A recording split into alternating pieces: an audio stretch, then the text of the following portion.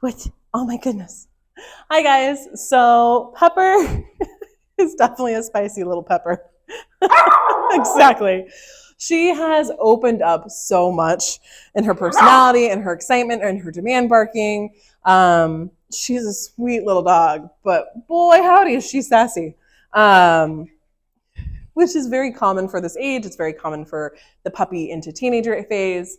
But this is also why you're here for training. So I wanted to make note of it, and I know I've mentioned it a couple times in our text. This is a good thing. In training and behavior modification, where we're teaching a dog new expectations, we want to see the problem behavior. And sometimes it takes a few days for that behaviors to really manifest themselves or to show them. Dogs have to feel comfortable. They have to have trust to be like, yes, I can do this. Yes, I feel quite happy to do these things.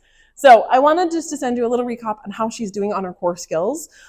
This is nowhere near by the end of progress. This is a midway point. Especially since she is going home next week. We have a lot of polishing and working on it to do, but you'll be able to see, hey, where is she coming from? So first thing we worked on is name game. So name game is where we call her name as a command in of itself. So I'm gonna say, Pepper. She's gonna come in front of me, sit. Good, she sits. I'm gonna give her a little bit of reward and then I walk away. Pepper. Yes, good girl. Pepper. Now, one thing to note is that she's sitting on my side. This can be okay if you guys are okay with it. In training, we're working on getting her right in front. Come here. Come on, Pepper. Yes, sit. Yes, good girl. She's got to sit right in front of us. But if you're okay at home where she's on a 45 or a little bit more off to the side, that's fine. You can set those expectations. It's shaping a behavior to what you want to look like. But the idea is that her name in and of itself is command. It teaches the foundations of recall. It also teaches the foundations of leave it. Now, yes, good girl. She's still doing a little bit of the jump ups. She's not chewing on shoelaces as much as anymore. And when she wants attention, we are doing this demand barking. I don't know if you can hear it through the microphone. And this is where, hey, you want my attention? Can you sit? When we have any of this attitude, yes, good girl. Now, right here, she's doing a pleasing behavior. She's doing more than a sit. She's doing a down. Yes, good girl. This is usually her one, pat my belly. Oh, pat, pat, pat, pat, pat, pat, pat, pat, pat, pat. But it's also, look at me. Pay attention to me. And this is something that we are working on in the daycare yard, but also individually. So when we are wanting attention, you can bark and you can play, but we have to be appropriate with our barking and our playing. Now, the other skill that we've been working on is our place command. Now, place is essentially like a stay, but it's a stay on a targeted item. I like to teach it, yep, good girl. I like to teach it on an object first. Dogs learn three-dimensionally, and they learn that this is, think of it like a floating dog island. I stay here no matter what. So I'm gonna ask her place. She's made herself comfortable already, so I can walk around. My back can be to her. I can turn to the side. Good. Sit, place. And I can walk. And she's just hanging out there. Oh, miss. Yes. Sit, place. So we want her to be comfortable where she is. Now, when it's okay to come off of it, she's going to have a set key term that's going to be Pepper. Okay. Yes, good girl. Yes, good girl. The Pepper okay is now you're free from getting off of the place command.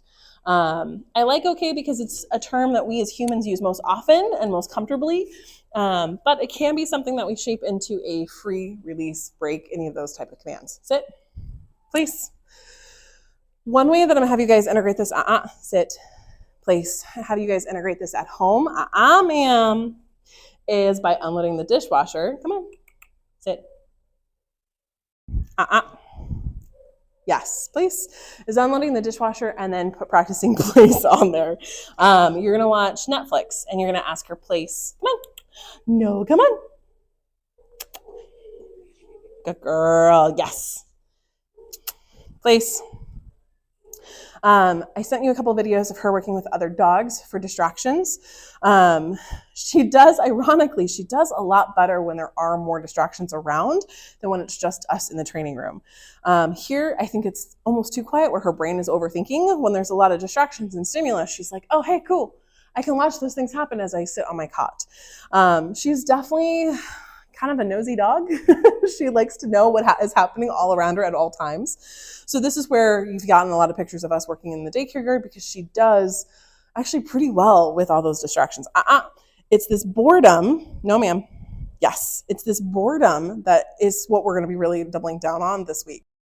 Hey, so apologies, my phone had cut off, and so I wanted to film up the rest of Harvest. So besides boredom, we've been also working on Leave It. So we've been teaching Leave It in a traditional model where she sees it, we step in front of her, she has to look and sit for me, but we've been also teaching Leave It as a play disengagement. So one of the reasons why you kind of have battle scars, and hopefully they're healing for her, or for you, is that we want to get her in a heightened state. So when she is super excited, when she's playing, when she's being crazy dog, we have to practice that Leave It of disengagement when she's, killing the pizza.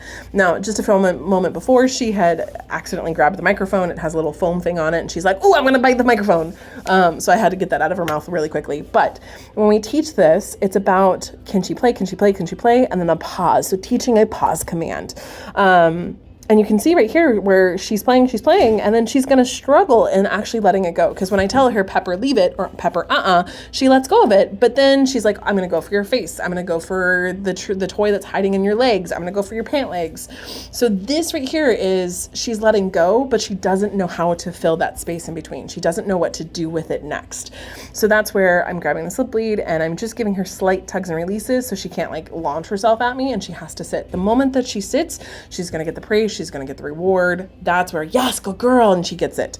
But it's about going from a heightened state to a pause to a heightened state again. We don't have to stop the heightened state. We don't have to stop the play. We just have to focus in the middle of it. And that does mean that we do have to slow it down and bring it down, but it's a good example of kind of having flexibility with Leave It. It's not always calm. It's not always high energy. It's having that flexibility. Now, I do have her on a slip lead 1 to help her, to kind of help her focus, but also she loves zoomies. Holy crap, does this dog zoom around. So when I wanted to film this for you, I wanted you to see what we're working on without her, me chasing her in the room or having her come back to me.